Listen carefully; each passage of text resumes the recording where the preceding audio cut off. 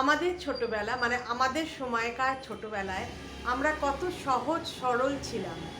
কিছু ভুল ধারণা বা ভুল বিশ্বাসকে আমরা ধরে রাখতাম, কিন্তু ওই ভুল বিশ্বাস বা ধারণাটার মধ্যে ছিল একটা শুদ্ধতা, একটা সরলতা।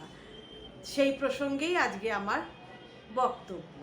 তো তার আগে আমার গুরুদেব পরম ভগবান ভোলানাথকে স্মরণ করে এবং তার পায়ে শতকোটি প্রণাম জানিয়ে আজকে আমার ব্লগটা আমি শুরু করলাম। তোমরা প্রত্যেকে নিশ্চয়ই খুব ভালো আছো, আর আমিও বেশ ভালো আছি। যারা যারা আমার চ্যানেলটিকে সাবস্ক্রাইব করেছো তাদের অসংখ্য ধন্যবাদ।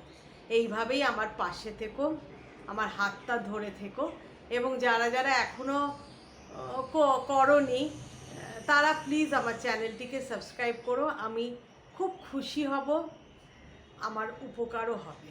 তো আজকে আমি যেই বিষয় বলতে বসেছি সেটা নিয়ে এগিয়ে যাই। তো সেটা হলো, যেই বললাম, কিছু ভুল ধারণা বা ভুল বিশ্বাস বলতে পারো। মানে অটুট বিশ্বাসটাকে আমরা আঁকড়ে ধরতাম, কিন্তু তার মধ্যে যে কত মনের শুদ্ধতা ছিল, মানে মনটা আমাদের কত সাদা ছিল। এখনকার ছেলেমেয়েদের সাথে আমাদের সেই মনের শুদ্ধতা বা সরলতা আকাশ পাতাল তফাৎ। তো সেই দিনগুলো আর ফিরে আসবে না, একদমই যুগ পাল্টে গেছে। তা সেটা হলো, এবার আমার মতো আমার সঙ্গে তোমরাও যারা আমার সমবয়সী বা বড় বা ছোট, তারা মেলাতে পারো নাকি দেখো তো আমার চিন্তার সঙ্গে তোমাদের চিন্তা। যেমন একদম ছোটোবেলায় তো আমরা রেডিওই দেখেছি, ট্রানজিস্টার বা রেডিও, সে বড় আকারের রেডিও হতো, ইলেকট্রিকে চলতো। তো আমার বদ্ধমূল ধারণা ছিল যে, মানে বদ্ধমূল ধারণা বলবো না, মানে আমার মনে এটা বিশাল জিজ্ঞাসা চিহ্ন ছিল যে ওইটুকুনি বক্সের মধ্যে লোকে ঢুকে কি করে গান গাইছে, কি করে নিউজ পড়ছে। এটা আমার একটা মানে বড় একটা মানে আশ্চর্যের বিষয় ছিল। আর আরেকটা হলো, যখন টিভি এলো, টেলিভিশন এলো ঘরে ঘরে, আমাদের কিন্তু বেশ পরে এসছে। মানে আমার মাধ্যমিক দিয়েছিলাম 85-এ, তারপরে 11-এ ভর্তি হলাম, 86-এ আমাদের টেলিভিশন এসেছিলো, মানে টিভি এসেছিলো। তখন ব্ল্যাক অ্যান্ড হোয়াইট ছিল। তো ওই টিভিতে আমারও মনে হতো যে ওইটুকুনি জায়গায় ঢুকে এরা কি করে মানে করছে, মানে নাচ করছে, গান করছে, বা নিউজ পড়ছে, এইগুলো নিয়ে আমি খুব চিন্তা ভাবনায় ছিলাম, ভীষণই চিন্তিত ছিলাম। মানে অত বড়, মানে মাধ্যমিক পাশ করে গেছি, তখন আমার মনে হতো দেখো আমি কত বোকা ছিলাম। এইটা হয়তো এত বোকা হওয়াটাও মাধ্যমিক পাশ করার পর, মানে এখনকার ছেলেমেয়েরা তো ভাবতেই পারে না এত বোকা শোকা। সেটা ভাবতাম যে এই যে আমি যে ধরো বাড়ির জামা পরে বসে আছি, তারা হয়তো জামাটা পায়ের ওপর উঠে গেছে, ওরা দেখতে পাচ্ছে না তো। এই কথাটা আমি আমার মা বাপিকে জিজ্ঞাসা করেছিলাম, আচ্ছা ওরা তো আমাদের দেখতে পাচ্ছে, বলো আমরা তাহলে ঠিকঠাক করে ভালো জামা কাপড় পরে, মানে বেশ সেজে গুজেই বসি, কারণ এই বাড়ির জামা কাপড় পরলে পরা দেখলে ওদের কি ধারণা হতে পারে। আমার মা আর বাপি তো হেসে কুটোকুটি, বলে তুই কবে বড় হবি, তোর কবে বুদ্ধি হবে। তো আমি একটু বেশি বোকা ছিলাম। মানে তখন মানে 11-এ পড়া মেয়েরা হয়তো এত বোকা ছিল না, কিন্তু এই ভাবনাটা আমি কিন্তু পোষণ করতাম। মানে এখন তো মানে নিজে ভাবি যে কি মানে হদ্দ বোকা ছিলাম বলো তুমি। তো তোমাদেরও কি এইরকম মানে তোমাদেরও ধারণা কি আমার মতন ছিল এই রেডিও টেলিভিশন নিয়ে? আর একটি হলো যে তোমার মারা, মানে বিশেষ করে মা, যেহেতু মায়েদেরই কাছাকাছি আমরা, মারা বাড়িতে রান্না বান্না করে আমাদের, যদিও আমার মা স্কুলে মানে চাকরি করতো, কিন্তু তবুও বেশিরভাগ তখন কিন্তু আমার বন্ধুর মারা কিন্তু মোস্টলি হোম মেকার ছিল, মানে মোটামুটি 80%। কিন্তু আমার মা চাকরি করতো। তো আমার এটা মনে হতো যে আমার মা কত সুখী, দেখো নিজের মতন সাজতে পারে, নিজের মতন মতামত জারি করতে পারে, গয়নাগাঠি পরতে পারে, যখন তখন সিনেমা যেতে পারে, রান্না করছে বান্না করছে। মার মতন সুখী বোধহয় কেউ নেই।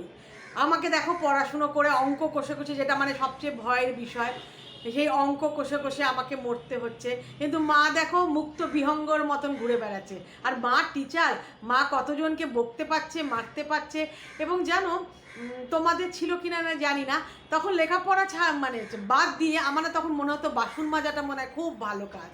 মানে সুযোগ পেলেই মানে হয়তো একটা কাপ একটা প্লেট পড়ে আছে যেখানে বাসন মাজা হতো, তখন তো এরকম সিঙ্কের ব্যবস্থা ছিল না, একটা বাঁধানো জায়গা থাকতো, সেখানেই সব সারাদিনের বাসনপত্র জমা হতো।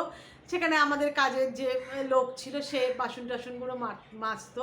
তো আমি না সুযোগ পেলেই যেন একটা কাপ বা একটা বাটি যেটা পড়ে আছে সেটা না মেজে ফেলতাম। কি খুশি আমি, জানো তো, বাথরুমে ঢুকে কাপড় ঘষে ঘষে কাচা, মানে সেইগুলোতে আমি ইন্টারেস্ট মানে আমার মানে গ্রো করেছিল। তখন ভাবতাম বাবা মা এটা করে, মা কত না মানে সুখে আছে, কত না আনন্দে আছে। আর আমাকে দেখো রোজ স্কুলে যেতে হচ্ছে, রোজ পড়াশুনো করতে হচ্ছে, পরীক্ষা দিতে হচ্ছে, আর অঙ্কের মতন একটা দুর্বিদ্ধ বিষয় নিয়ে আমাকে ডিল করতে হচ্ছে। মাকে তো আর অঙ্ক করতে হচ্ছে না, মা তো মুখ নেড়ি, ধরো আমাকে কোনো কারণে রেজাল্ট খারাপ হয়েছে বা নম্বর খারাপ, মা হয়তো মানে বকাবকি করছে, তখন মনে হতো তুমি তো মানে মনে মনে বলার তো সাহস নেই, মনে মনে বলছি তুমি তো মুখ নেড়েই খালাস, আমাকে যে মানে করতে হচ্ছে, অঙ্ক করতে হচ্ছে, আমাকে যে এত পড়া মুখস্থ করতে হচ্ছে। প্রতি সোমবার সোমবার আমাদের ডায়েসেশনে 50 মার্কসের পরীক্ষা হতো। শনি রোববারটা তো জলেই গেল, একটু যে ওই তখন শনি আবার রোববার দুদিন সিনেমা হতো, শনিবার মানে টিভিতে, শনিবার বাংলা বই এবং রোববার হিন্দি বই। তো আমাকে তো সেই পড়াশোনা করতে হচ্ছে, মা বলছে পড়তে বস পরীক্ষা, মানে তখন মনে হতো ওরা কত সুখী। কিন্তু এখন নিজে গৃহকর্ত্রী হয়ে মা হয়ে বুঝতে পারি যে ওই দিনটাই ভালো ছিল, ওই দিনটা কত সুখের ছিল। এখন মাথার ওপর দায়িত্ব, কে কি খাবে, কার কি হলে সুবিধা হবে, কাকে কি মনে করিয়ে দিতে হবে যে এটা আনতে হবে ওটা আনতে হবে, এক রাস চিন্তা, মানে সেই অঙ্কর থেকেও কঠিন এই সংসার করা। আর একটা আমার বদ্ধমূল ধারণা ছিল, এটা অনেকেরই ছিল, কারণ আমি আমার সমবয়সী বা তার পরবর্তী জেনারেশন বলবো না, পরবর্তী ধাপ যারা আমার থেকে 2, 4, 5 বছরের ছোট, আমার একটা ধারণা ছিল কি জানো তো, মানে তাদেরও ধারণা ছিল যে হসপিটালে গেলেই বাচ্চা কিনে আনা যায়, মানে হসপিটাল নামক জায়গাটাতে বাচ্চা বিক্রি হয়, সেখান থেকে ইচ্ছে করলেই একটা বেবি কিনে আনা যায়।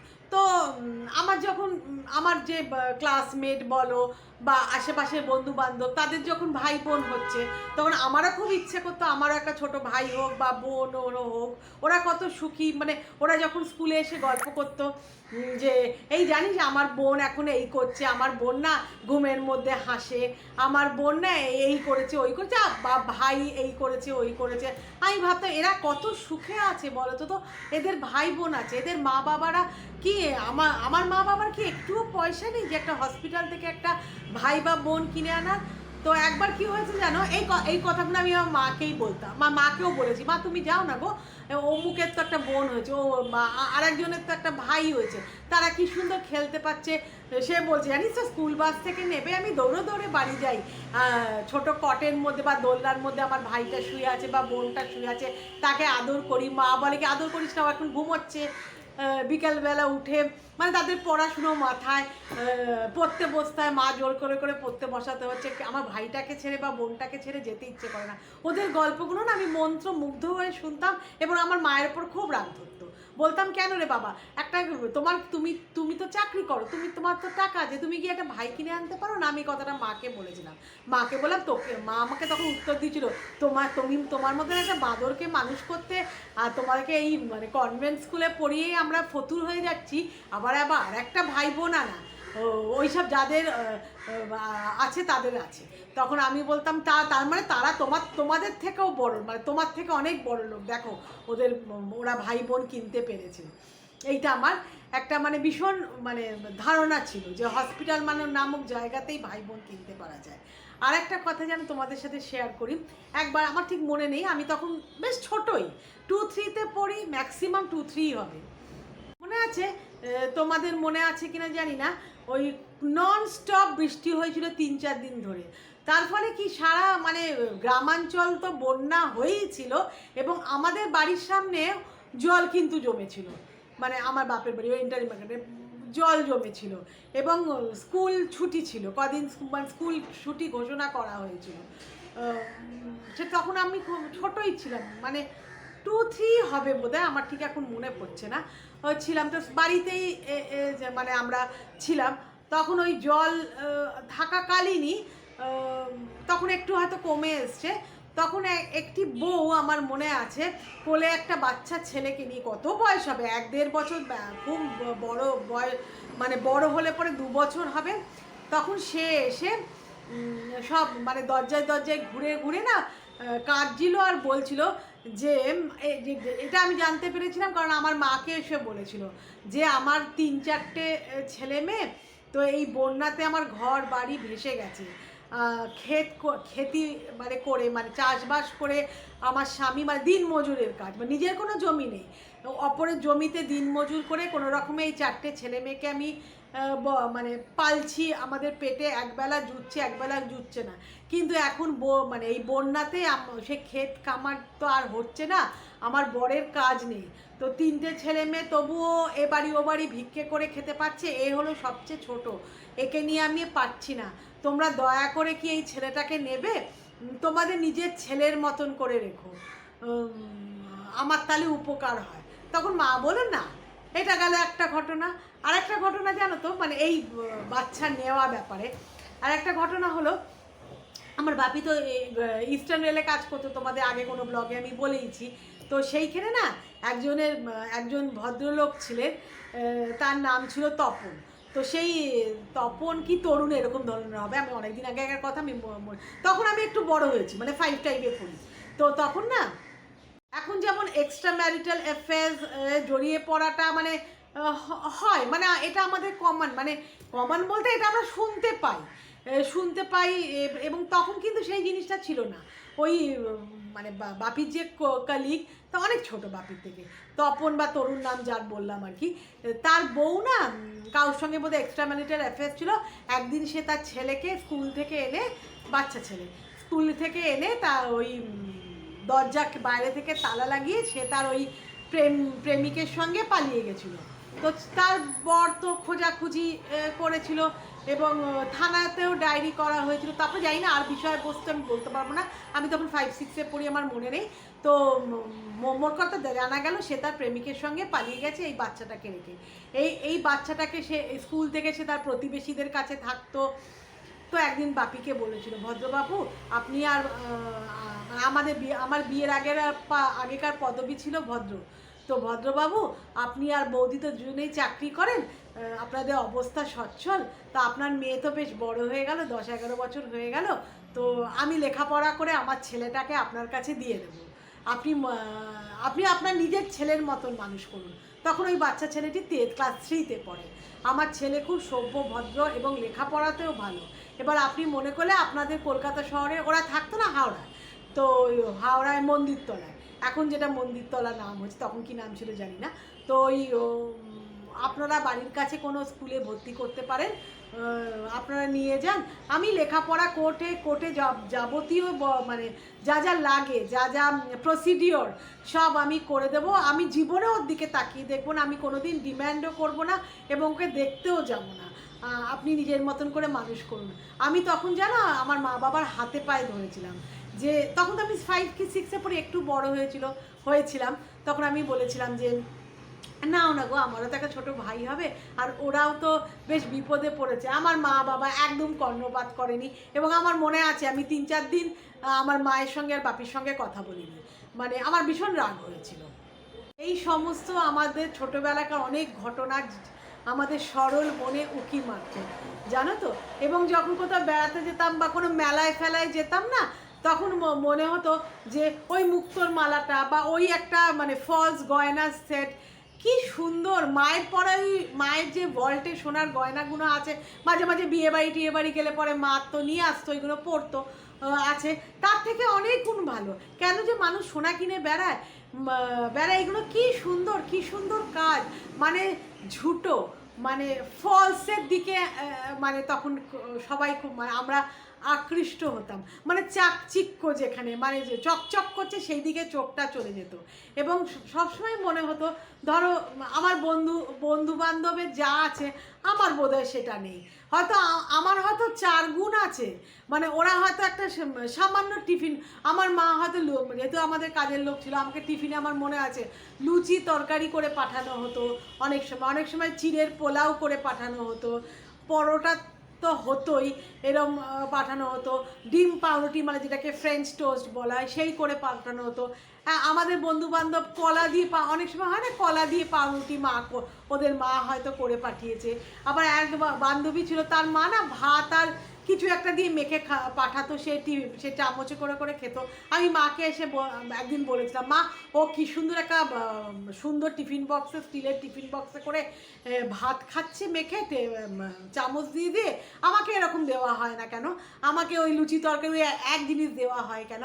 ভাবো ভাতের থেকে তো লুচি তরকারি বলো, চিড়ের পোলাও বলো বা পরোটা বা ফ্রেঞ্চ টোস্ট অনেক বেশি ডেলিশিয়াস, যেটা এখন আমি বুঝতে পারি বা বড় হওয়ার পর বুঝতে পারি। তো সেইগুলো মানে মানে আমার যে জিনিসগুলো সবই বাজে, সব মানে অপরের গুলো সবচেয়ে সবই ভালো।